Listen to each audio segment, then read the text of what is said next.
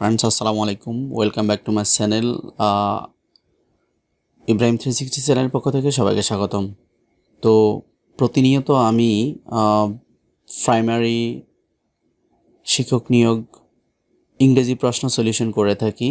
তো আজকে দ্বিতীয় পর্বে ইংরেজি প্রশ্ন সলিউশনের দ্বিতীয় পর্বে আপনাদেরকে স্বাগতম। তো আজকে আমরা 20টা প্রশ্ন যেটা মেতে পরীক্ষা হয়েছিল, মে 2019, আর এটা সহকারী শিক্ষক নিয়োগ 2018, সেট কোড হচ্ছে 7483। এই প্রশ্নটা আজকে ব্যাখ্যা সহ সলিউশন করব। আশা করি সবাইকে সাথে পাবো। আর আপনি যদি এবারে প্রাইমারি পরীক্ষা দিতে চান এবং প্রথমবারে আপনি চান্স পেতে চান, আপনাকে অবশ্যই গণিত এবং ইংরেজিতে জোর দিতে হবে। এই দুটি সাবজেক্টের উপর ডিপেন্ড করবে আপনি আপনার প্রাইমারিতে চাকরি হবে কি না।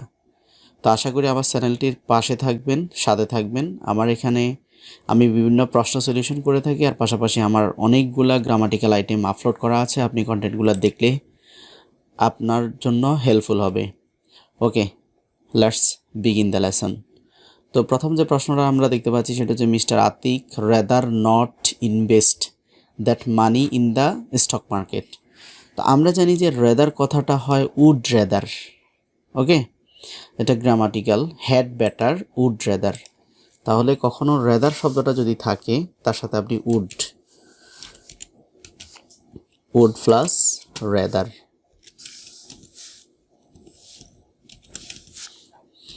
আর এক্ষেত্রে যদি হ্যাড থাকতো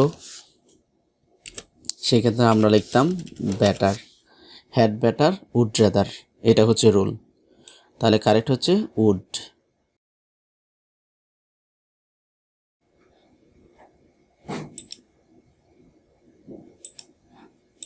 ওকে, এখন দ্বিতীয়টা দেখব আমরা, ফ্লোরাল অফ ফিজ।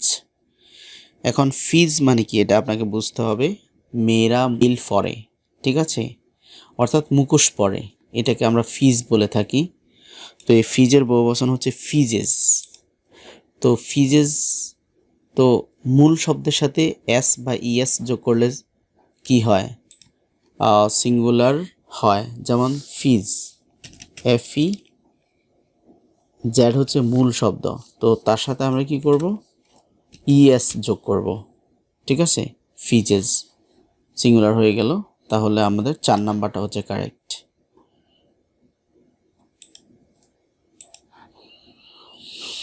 এরপর যেটা আছে, choose the English translation of তুমি কি কখনো বাজারে গিয়েছ। এখন প্রশ্ন হচ্ছে, তুমি কি কখনো বাজারে গিয়েছ। এখানে এটা কিন্তু পারফেক্ট, অফকোর্স প্রেজেন্ট পারফেক্ট। তাহলে প্রেজেন্ট পারফেক্ট হলে আমরা দেখতে পাচ্ছি এখানে হ্যাভ আছে, হ্যাভ ইউ গন, এখানেও আছে হ্যাভ ইউ ইভার গন। তো হ্যাভ ইউ ইভার বিন, এখানে ডিড আছে, ডিডটা ইনকারেক্ট। কেন? এখানে গিয়েছ এটা পারফেক্ট। এখন প্রশ্ন হচ্ছে, তুমি কি কখনো হচ্ছে আমরা যাওয়া বলতে have you gone to Cox's Bazar এভাবে লিখব না। তা আমরা চিন্তা করতে হবে, হ্যাভ ইউ ইভার বিন, কখনো, ইভার বলতে কখনো। আর এখানে গন কথাটা সরাসরি মেনশন হবে না। এই ধরনের সেন্টেন্সে have you ever been to Cox's Bazar, এটা হবে কারেক্ট।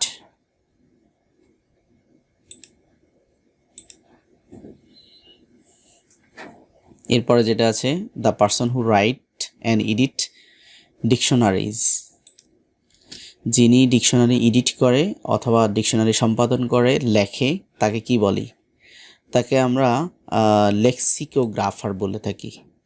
হ্যাঁ, এভাবে কিছু কিছু পেশা আমাদেরকে মুখস্থ করে নিতে হবে। লেক্সিকোগ্রাফার, ঠিক আছে।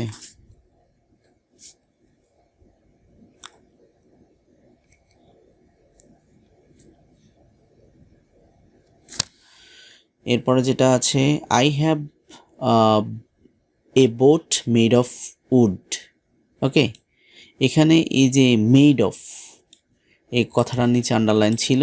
এখন এই মেড অফ শব্দটা আন্ডারলাইন ফ্রেজ, এই মেড অফটা কি?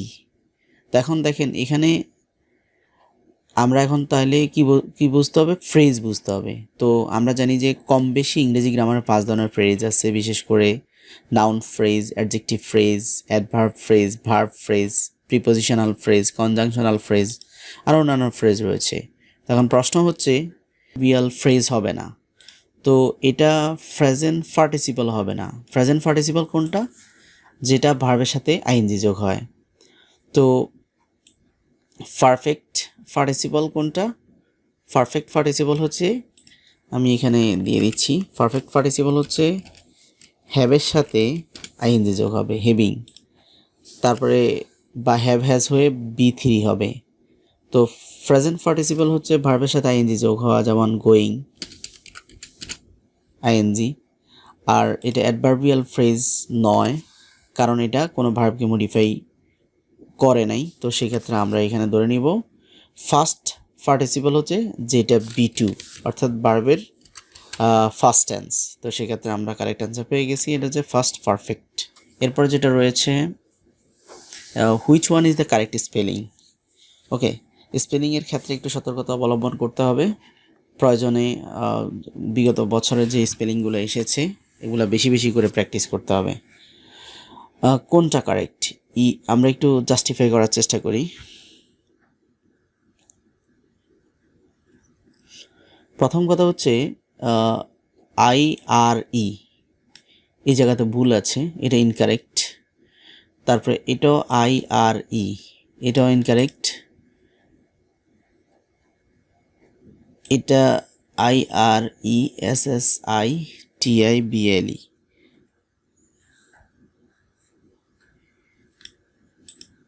এটা কারেক্ট। কিভাবে আমরা এটাকে কারেক্ট ধরবো? কারণ দেখেন vowel plus consonant plus vowel, মানে প্রথমে যদি কখনো ভাওয়েল থাকে মধ্যখানে কনসোনেন্টটা ডাবল হবে, এটা হচ্ছে রুল। IRRES, ইরেসিস্টিবল, ঠিক আছে। এখানে অ্যাবল কিন্তু আছে, অ্যাবল হবে না, সো ইরেসিস্টিবল এ কথাটা হবে, সেক্ষেত্রে এটা কারেক্ট। ওকে, তারপর আছে প্রসপেক্ট, এক ধরনের রাসায়নিক পদার্থ। টু মোস্ট ফার্মল্যান্ডস ইন বাংলাদেশের জমিগুলোতে বিশেষ করে কোন জিনিসটা বেশি থাকে? লবণাক্ততা বেশি থাকে, প্রসপেক্টটা বেশি থাকে। তো এটা কি হবে? Need to be adding. তো নিড টু বি এডিং হয় না, নিডের পরে টু অ্যাড হয়, নিড টু অ্যাড। হ্যাঁ, তো এটা incorrect. Need to be added, need add, এটা স্পেলিংয়ের সমস্যা আছে। নিড টু অ্যাড হয় না, need to added. Okay, need to be added, এটা হচ্ছে কারেক্ট অ্যান্সার। এরপর আছে কাউন্টেবল ফর্ম অফ লাফার। তো লাফার কাউন্টেবল ফর্ম আমরা জানি যে কিছু কি আছে হয়তো চিন্তা করতেছেন, যেটা অলরেডি। তো লাফ শব্দটা হচ্ছে হাসা, এটা ভার্ব, সো এটা কোনো কি নয়, নাউন নয়, কাউন্টেবল ফর্ম আমরা করতে হবে। এরপর এই লাফ, দেখেন ভার্বের আগে কিন্তু আর্টিকেল বসে না, এটা ইনকারেক্ট, এই লাফ হবে না। তারপর হচ্ছে দা লাফ, আমরা জানি যে কিছু অ্যাডজেক্টিভের আগে দি বসলে এটা নাউন হয়ে যায়, এবং এখানে দা লাফটা আমরা ক্যালকুলেট করতে পারি, কারণ ডিফাইন করতে পারি। ওকে, তাইলে কাউন্টেবল ফর্ম হবে দা লাফ। ওকে, তারপর আছে as the sun I decided to go out. And প্রশ্ন হচ্ছে এখানে আছে ডিসাইডেড ফার্স্ট টেন্স, তাহলে আমি যেটা লিখবো সেটা অবশ্যই ফার্স্ট টেন্স হতে হবে, ঠিক আছে। তো এখন ফার্স্ট টেন্স কোনটা আছে? এটা আছে প্রেজেন্ট পারফেক্ট, হ্যাভ শোন। এখানে শাইন আছে, এটা প্রেজেন্ট টেন্স হবে না। এখানে শাইন্স আছে, প্রেজেন্ট টেন্স সিঙ্গুলার, এটা হবে না। কেন? শর্ত হচ্ছে অ্যাজ সিন্স যুক্ত সেন্টেন্সে প্রথম অংশ ফার্স্ট টেন্স হলে পরের অংশ ফার্স্ট টেন্স হয়, তাহলে আমাদের কারেক্ট অ্যান্সার হবে ওয়াজ শাইনিং।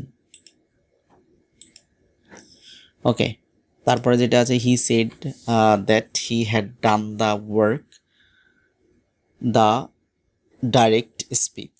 এখানে ডাইরেক্ট স্পিচ বলতে আমরা ন্যারেশন বুঝি, ডাইরেক্ট ইনডাইরেক্ট স্পিচ।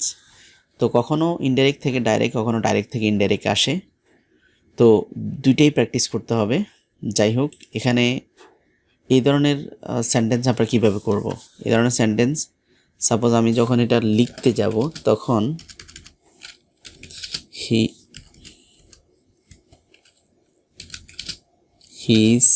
সেইড, কমা দিব আমরা, এরপর এখানে এই যে দ্যাটটা উঠে যাবে, কমা বসবে এবং ইনভার্টেড কমা শুরু হবে।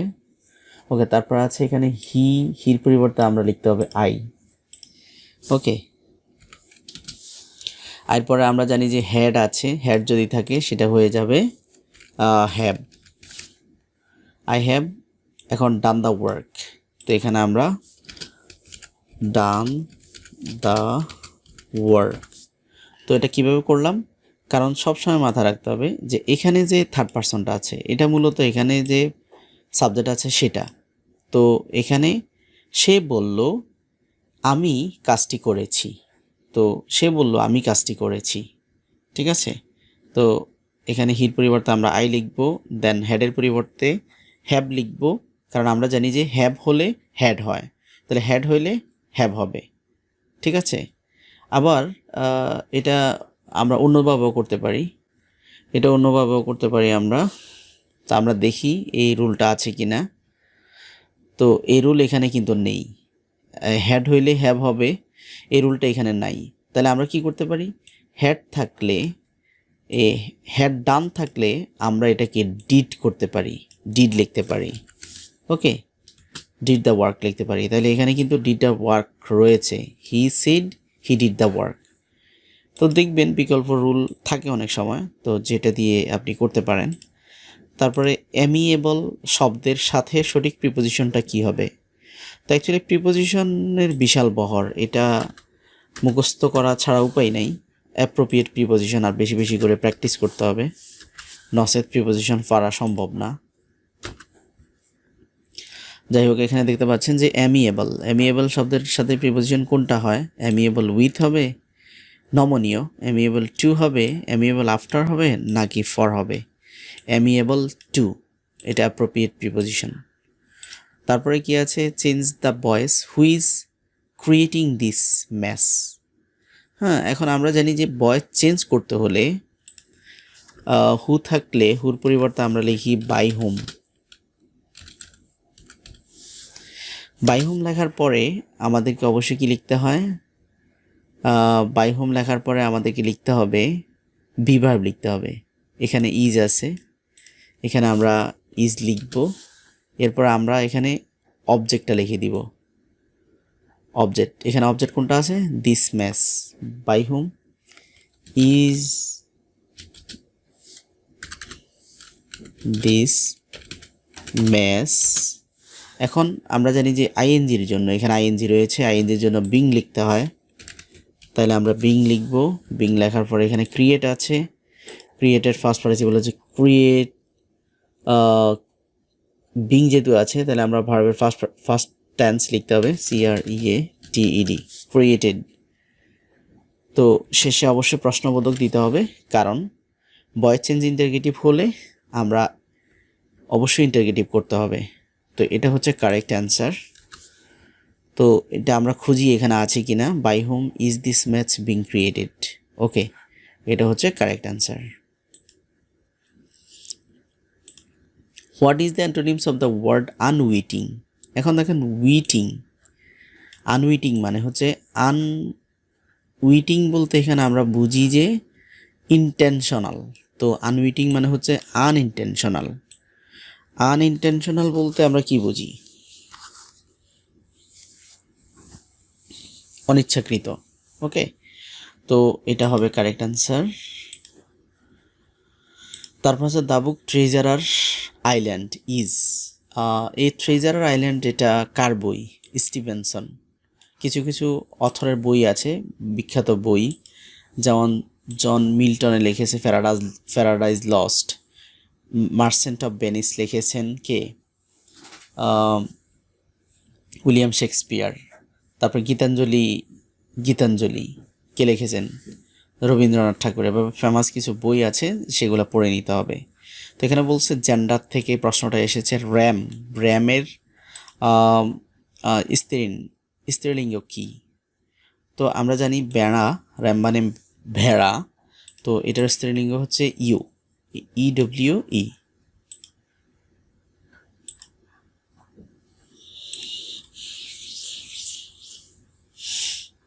ওকে, এরপর আছে which of the following sentence is correct?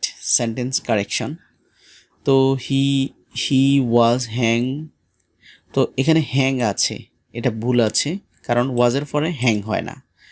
He was hanged for murder, he was hanged for, দেখেন, তো আমরা জানি যে হ্যাং শব্দটা হচ্ছে হাং, HUNG, হাং। এটা হচ্ছে প্রেজেন্ট টেন্সে আছে, তারপর এটা ফার্স্ট টেন্স হচ্ছে হ্যাং, তারপর হবে আবার hung. Okay, present tense, past tense, past participle. তাহলে আমরা জানি ওয়াজ এর পরে অবশ্যই ফার্স্ট টেন্স হয়, তাহলে he was hanged for murder, এটা হবে কারেক্ট অ্যান্সার। ওকে, তারপর আছে the professor was given to all materials in the research laboratory. প্রফেসরকে ল্যাবরেটরিতে বিভিন্ন ম্যাটেরিয়াল ব্যবহার করার কি দিয়েছে? সক্ষমতা দিয়েছে। তাহলে এখন প্রশ্ন হচ্ছে সক্ষমতা দিয়েছে মানে অনুমতি দিয়েছে, তাহলে অ্যাক্সেস হবে, ACCESS হবে, নাকি EXCES হবে? এলিউশনও হবে না, টাইমও হবে না। তো অফকোর্স এই অ্যাক্সেস তো হয় না, এটা হচ্ছে অ্যাক্সেস, অনুমতি দেয়া। ওকে, চালানোর অনুমতি দেয়া অ্যাক্সেস হবে। ওকে, তারপরে আছে হুইচ ওয়ান ইজ ফ্লুরাল? এখানে কোনটা ফ্লুরাল? তো ল্যাটিন ওয়ার্ড এগুলা, কিছু কিছু ওয়ার্ড আছে ইংরেজি গ্রামারে, ওয়ার্ডগুলো আমাদেরকে মুখস্থ করে নিতে হবে।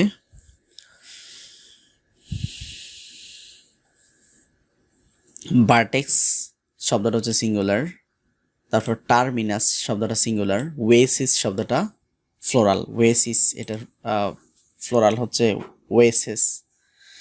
এমনিভাবে তাইলে আমরা কারেক্ট অ্যান্সার পাচ্ছি হচ্ছে বুরেক্স। ঠিক আছে, এটা হচ্ছে ফ্লোরাল। এরপর আছে এভরি ড্রাইভার মাস্ট বি হেইলড। প্রত্যেকটা ড্রাইভার অবশ্যই কি থাকবে? তার কাজের জন্য জবাবদিহি করতে হবে। তাহলে এখানে জবাবদিহিতা, রেসপন্সিবল ফর জবাবদিহিতা বোঝায়, লায়াবল টু কারো প্রতি জবাবদিহি করা, ব্লেম ফর তাকে নিন্দা করা, রেসপন্সিবল টু। তো অ্যাকচুয়ালি রেসপন্সিবল টু হয় না, হেল্ড রেসপন্সিবল ফর, তাহলে এই কথাটা কারেক্ট হবে। তারপর হচ্ছে ফরে যেটা আছে which one is correct spelling? Which one is correct spelling এখানে দেখতে পাচ্ছেন যে সুপারসিড। তো কোনটা কারেক্ট হবে স্পেলিংটা? সুপার সিড হবে, সুপারসিড।